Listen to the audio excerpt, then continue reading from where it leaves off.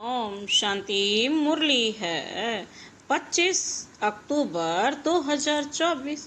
बाप दादा के मधुर महावाक्य। मीठे बच्चे, बाप की एक नजर मिलने से सारे विश्व के मनुष्य मात्र निहाल हो जाते हैं। इसलिए कहा जाता है ना, नजर से निहाल किंदा सतगुरु मेरे। बाप की एक नजर मिलने से सारे विश्व के मनुष्य निहाल हो जाते हैं। इसलिए कहा जाता है, नजर से निहाल किंदा सतगुरु मेरे। आज का प्रश्न है, तुम बच्चों के दिल में खुशी के नगाड़े बजने चाहिए, क्यों?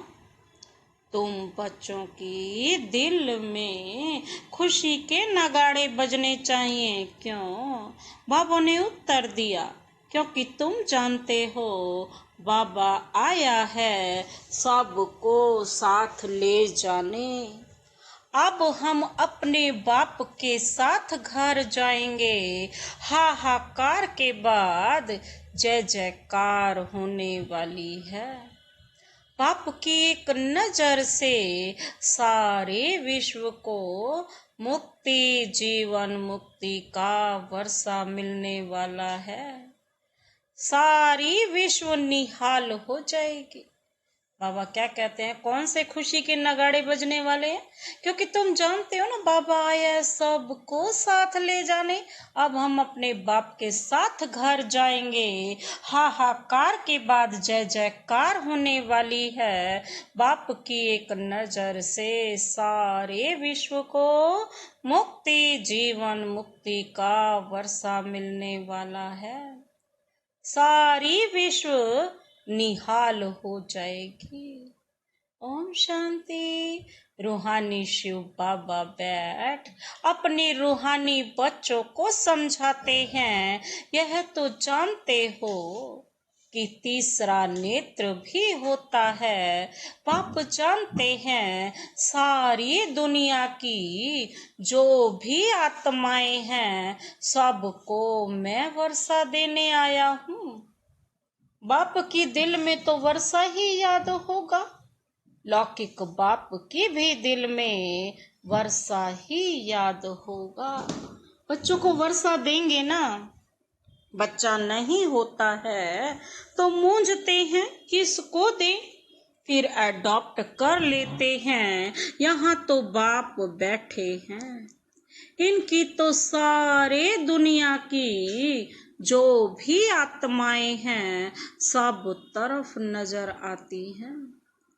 जानते हैं सबको मुझे वर्षा देना है। भल बैठे यहाँ हैं, परंतु नजर सारे विश्व पर और सारे विश्व के मनुष्य मात्र पर है। क्योंकि सारे विश्व को ही निहाल करना होता है। बाप समझाते हैं, यह है पुरुषोत्तम संगम युग। तुम जानते हो बाबा आया हुआ है सबको शांति धाम, सुख धाम ले जाने। सब निहाल हो जाने वाले हैं। ड्रामा के प्लान अनुसार कलप कलप निहाल हो जाएंगे। बाप सब बच्चों को याद करते हैं। नजर तो जाती है ना, सब नहीं पढ़ेंगे। ड्रामा प्लान अनुसार सबको वापस जाना है, क्योंकि नाटक पूरा होता है। थोड़ा आगे चलेंगे तो खुद भी समझ जाएंगे, अब विनाश होना है। अब नई दुनिया की स्थापना होनी है, क्योंकि आत्मा तो फिर भी चैतन्य है ना, तो बुद्धि में आ जाएगा बाप आया हुआ है। पैराडाइज स्थापन होगा और फिर शांति धाम में चले जाएंगे। सबकी गति होगी ना। बाकी तुम्हारी सदगति होगी। अभी बाबा आया हुआ है, हम स्वर्ग में जाएंगे। जय जयकार हो जाएगी। अभी तो बहुत हाहाकार है, कहाँ अकाल पड़ रहा है, कहाँ लड़ाई चल रही है, कहाँ भूकंप होते हैं, हजारों मरते रहते हैं, मौत तो होना ही है। सतयुग में यह बातें होती नहीं। बाप जानते हैं अब मैं जाता हूँ, फिर सारे विश्व में जय जयकार हो जाएगी। मैं भारत में ही जाऊंगा, सारे विश्व में भारत जैसे गांव है। बाबा के लिए तो गांव ठहरा, बहुत थोड़े मनुष्य होंगे। सतयुग में सारी विश्व जैसे एक छोटा गांव था। अभी तो कितनी वृद्धि हो गई है। बाप की बुद्धि में तो सब है ना। अब इस शरीर द्वारा बच्चों को समझा रहे हैं। तुम्हारा पुरुषार्थ वही चलता है जो कल्प कल्प चलता है। बाप भी कल्प वृक्ष का बीज रूप है। यह है कार्पोरियल झाड़, ऊपर में है इनकॉर्पोरियल झाड़, निराकारी झाड़। तुम जानते हो यह कैसे बना हुआ है? यह समझ और कोई मनुष्य में नहीं है, सिवाय बाप के यह समझ और कोई दे ही नहीं सकता, क्योंकि हम तो सब बेसमझ थे। बाबा ने ही हमें आकर के समझदार बनाया है। बाबा क्या कहते, बेसमझ और समझदारों का फर्क देखो। कहाँ समझदार स्वर्ग में राज्य करते थे, उनको कहा ही जाता है सचखंड, हेवन। अभी तुम बच्चों को अंदर में बड़ी खुशी होनी चाहिए। बाबा आया हुआ है। यह पुरानी दुनिया तो जरूर बदलेगी, जितना जितना जो पुरुषार्थ करेंगे उतना पद पाएंगे। बाप तो पढ़ा रहे हैं। यह तुम्हारी स्कूल तो बहुत वृद्धि को पाती रहेगी। बहुत हो जाएंगे, सबका स्कूल इकट्ठा थोड़े ही होगा। इतने रहेंगे कहाँ? तुम बच्चों को याद है, अभी हम जाते हैं सुख धाम। जैसे कोई भी विलायत में जाते हैं तो 8-10 वर्ष जाकर रहते हैं ना, फिर आते हैं भारत में। भारत तो गरीब है ना, विलायत वालों को यहाँ सुख नहीं आएगा। वैसे तुम बच्चों को भी यहाँ सुख नहीं है, स्वर्ग में ही सुख है। तुम जानते हो ना, हम बहुत ऊंची पढ़ाई पढ़ रहे हैं, जिससे हम स्वर्ग के मालिक देवता बनते हैं। वहाँ कितने सुख होंगे, उस सुख को सभी याद करते हैं। यह गांव अर्थात कलयुग तो याद भी नहीं आ सकता, इसमें तो अथाह दुख है। इस रावण राज्य पतित दुनिया में आज अपरम अपार दुख है, कल फिर अपरम अपार सुख होंगे। हम योग बल से अथाह सुख वाली दुनिया स्थापन कर रहे हैं। यह राजयोग है ना। बाप खुद कहते हैं, मैं तुमको राजाओं का राजा बनाता हूँ। तो ऐसा बनाने वाले टीचर को याद करना चाहिए ना। टीचर बिगर बैरिस्टर, इंजीनियर आदि थोड़े ही बन सकते हैं। यह फिर है नई बात। आत्माओं को योग लगाना है परमात्मा बाप के साथ, जिससे ही बहुत समय अलग रहे हैं। बहुकाल क्या, वह भी बाप आपे ही समझाते रहते हैं। मनुष्य तो लाखों वर्ष आयु कह देते हैं, बाप कहते हैं नहीं, यह तो हर 5000 वर्ष बाद तुम जो पहले पहले बिछड़े हो वही आकर बाप से मिलते हो। तुमको ही पुरुषार्थ करना है। मीठे मीठे बच्चों को कोई तकलीफ नहीं देते हैं, सिर्फ कहते हैं अपने को आत्मा समझो।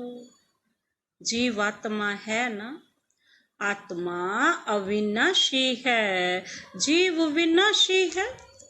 आत्मा एक शरीर छोड़ दूसरा लेती है, आत्मा कभी पुरानी नहीं होती। वंडर है ना, पढ़ाने वाला भी वंडरफुल, पढ़ाई भी वंडरफुल है। किसको भी याद नहीं, भूल जाती है आगे जन्म में क्या पढ़ते थे।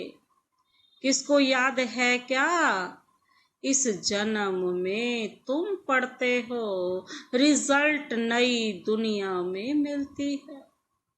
यह सिर्फ तुम बच्चों को पता है, यह याद रहना चाहिए। अभी यह पुरुषोत्तम संगम युग है, हम नई दुनिया में जाने वाले हैं। यह याद रहे तो भी तुमको बाप की याद रहेगी। याद के लिए बाप अनेक उपाय बताते हैं। बाप भी है, टीचर भी है, सतगुरु भी है। तीनों रूप में याद करो। कितनी युक्तियां दे रहे हैं याद करने की, परंतु माया भुला देती है।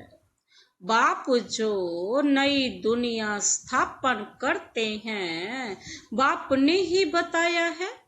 यह पुरुषोत्तम संगम युग है, यह याद करो। फिर भी याद क्यों नहीं कर सकते हो। युक्तियां बतलाते हैं याद की, फिर साथ साथ कहते भी हैं माया बड़ी दुष्टर है। घड़ी घड़ी तुमको भुलाएगी और देह ही अभिमानी बना देगी। इसलिए जितना हो सके याद करते रहो। बाबा कहते उठते बैठते चलते फिरते देह के बदले अपने को देही समझो। यह है मेहनत। नॉलेज तो बहुत सहज है, सब बच्चे कहते हैं याद ठहरती नहीं। तुम बाप को याद करते हो, माया फिर अपनी तरफ खींच लेती है। इस पर ही यह खेल बना हुआ है। तुम भी समझते, हमारा बुद्धि योग जो बाप के साथ और पढ़ाई के सब्जेक्ट में होना चाहिए वह नहीं है। भूल जाते हैं, परंतु तुम्हें भूलना नहीं चाहिए। वास्तव में इन चित्रों की भी दरकार नहीं है, परंतु पढ़ाने समय कुछ तो आगे चाहिए ना। कितने चित्र बनते रहते हैं। पांडव गवर्नमेंट के प्लान देखो कैसे हैं, उस गवर्नमेंट के भी प्लान हैं। तुम समझते हो नई दुनिया में सिर्फ भारत ही था, बहुत छोटा था। सारा भारत विश्व का मालिक था। एवरीथिंग न्यू होती है। दुनिया तो एक ही है, एक्टर्स भी वही हैं, चक्र फिरता जाता है। तुम गिनती करेंगे, इतने सेकंड, इतने घंटे, दिन वर्ष पूरे हुए, फिर चक्र फिरता रहेगा। आजकल करते करते 5000 वर्ष पूरे हो गए हैं। सब सीनरी खेल पाल होते आते हैं। कितना बड़ा बेहद का झाड़ है, झाड़ के पत्ते तो गिन नहीं सकते हैं। यह झाड़ है, इसका फाउंडेशन देवी देवता धर्म है। फिर यह 3 ट्यूब्स अर्थात धर्म मुख्य निकले हुए हैं। बाकी बाबा कहते झाड़ के पत्ते तो देखो कितने ढेर हैं, कोई की ताकत नहीं जो इन पत्तों को गिन सके, गिनती कर सके। इस समय सब धर्मों के झाड़ वृद्धि को पा चुके हैं। यह बेहद का बड़ा झाड़ है। यह सब धर्म फिर नहीं रहेंगे, एक ही धर्म रहेगा। अभी सारा झाड़ खड़ा है, यह सब धर्म फिर नहीं रहेंगे, बाकी फाउंडेशन है नहीं। बैनियन ट्री का मिसाल है ना, जो बिल्कुल एक्यूरेट है। यह एक ही वंडरफुल झाड़ है जिसका थुरी नहीं है। बाप ने दृष्टांत भी ड्रामा में यह रखा है समझाने के लिए। फाउंडेशन है ही नहीं तो यह समझ की बात है ना। बाप ने तुमको कितना समझदार बनाया है। अभी देवता धर्म का फाउंडेशन है नहीं, बाकी कुछ निशानियां हैं। आटे में नमक, प्राय यह निशानियां बाकी रही हैं। बाबा कहते तो बच्चों की बुद्धि में यह सारा ज्ञान आना चाहिए। बाप की भी बुद्धि में नॉलेज है ना, तुमको भी सारा नॉलेज दे, आप समान बना रहे हैं। बाप बीज रूप है और यह उल्टा झाड़ है। यह बड़ा बेहद का ड्रामा है। अभी तुम्हारी बुद्धि ऊपर चली गई है, तुमने बाप को और रचना को जान लिया है। फल शास्त्रों में है, ऋषि मुनि कैसे जानेंगे? एक भी जानता हो तो परंपरा चले, दरकार ही नहीं जब कि सदगति हो जाती है। बीच में कोई भी वापस नहीं जा सकता। नाटक पूरा हो तब तक सब एक्टर्स यहाँ होने हैं। जब तक बाप यहाँ है, जब वहाँ बिल्कुल खाली हो जाएंगे तब तो शिव बाबा की बारात जाएगी। पहले से तो नहीं जाकर बैठेंगे, तो बाप सारी नॉलेज बैठ देते हैं। यह वर्ल्ड का चक्र कैसे रिपीट होता है? सतयुग, त्रेता, द्वापर, कलयुग, फिर संगम होता है। गायन है ना, परंतु संगम युग कब होता है यह किसको पता नहीं है। तुम बच्चे समझ गए हो 4 युग हैं। यह है लीप युग, इनको मिडगेट कहा जाता है। श्री कृष्ण को भी मिडगेट दिखाते हैं। तो यह है नॉलेज। नॉलेज को मोड़ तोड़ कर भक्ति में क्या बना दिया है? ज्ञान का सारा सूत मूंझा हुआ है। उनको समझाने वाला तो एक ही बाप है। प्राचीन राजयोग सिखलाने लिए विलायत में जाते हैं, वह तो यह है ना। प्राचीन अर्थात पहला, सहज राज योग सिखलाने बाप आए हैं। कितना अटेंशन रहता है। तुम भी अटेंशन रखते हो कि स्वर्ग स्थापन हो जाए। आत्मा को याद तो आता है ना। बाप कहते हैं, यह नॉलेज जो मैं अभी तुमको देता हूँ, फिर मैं भी आकर दूंगा। बाबा के सिवाय और कोई दे ही नहीं सकता। बाबा कहते हैं, फिर मैं ही आकर दूंगा। यह नई दुनिया के लिए नया ज्ञान है। यह ज्ञान बुद्धि में रहने से खुशी बहुत होती है।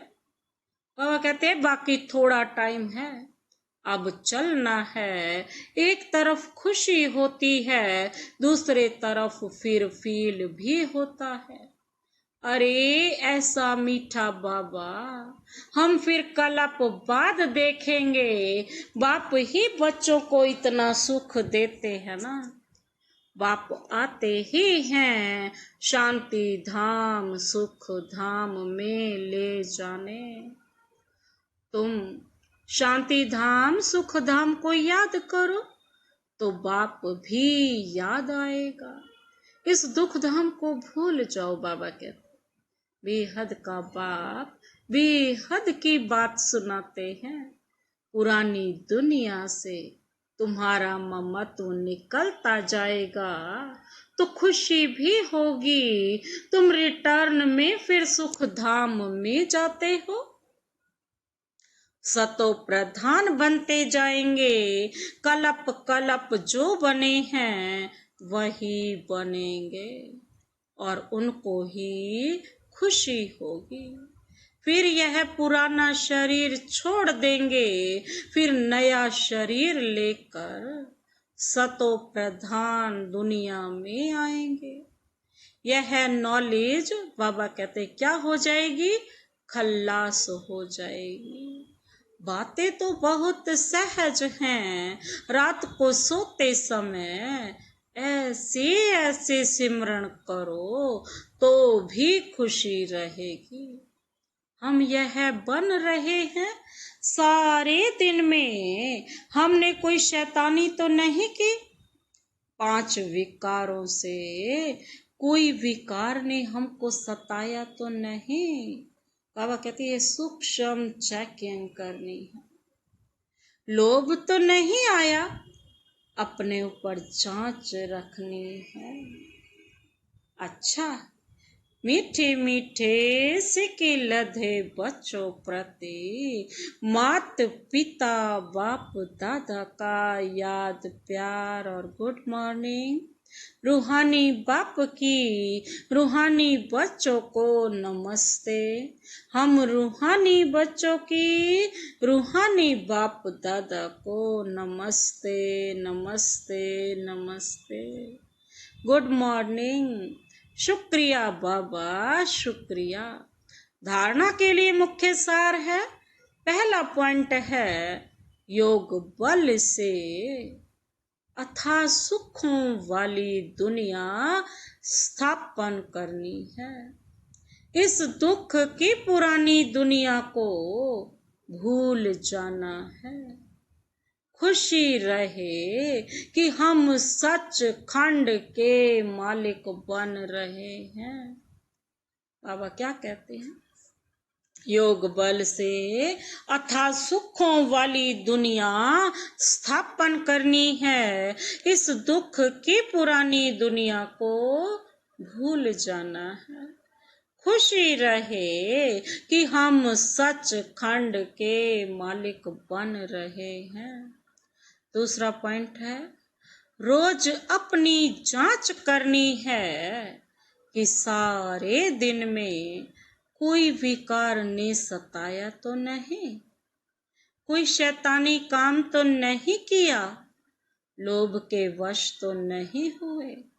रोज अपनी जांच करनी है कि सारे दिन में कोई विकार ने सताया तो नहीं, कोई शैतानी काम तो नहीं किया, लोभ के वश तो नहीं हुए। बाबा कहते हैं अपनी सूक्ष्म चेकिंग करो।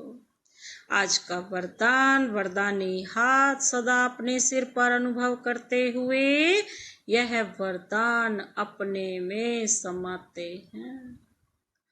वरदाता द्वारा सर्वश्रेष्ठ संपत्ति का वरदान प्राप्त करने वाले संपत्तिवान भव। वरदाता द्वारा सर्वश्रेष्ठ संपत्ति का वरदान प्राप्त करने वाले संपत्तिवान भव। वरदाता ने अगर हमें संपत्तिवान का वरदान दे दिया तो ऑटोमेटिकली हम क्या हो गए? सबसे बड़े धनवान। विस्तार है, किसी के पास अगर सिर्फ स्थूल संपत्ति है तो भी सदा संतुष्ट नहीं रह सकते। स्थूल संपत्ति के साथ अगर सर्व गुणों की संपत्ति, सर्व शक्तियों की संपत्ति और ज्ञान की श्रेष्ठ संपत्ति नहीं है तो संतुष्टता सदा नहीं रह सकती। आप सबके पास तो यह सब श्रेष्ठ संपत्तियां हैं, गुण की, ज्ञान की और किसकी? शक्तियों की। तीनों चीजों की है ना, गुण, ज्ञान, शक्ति।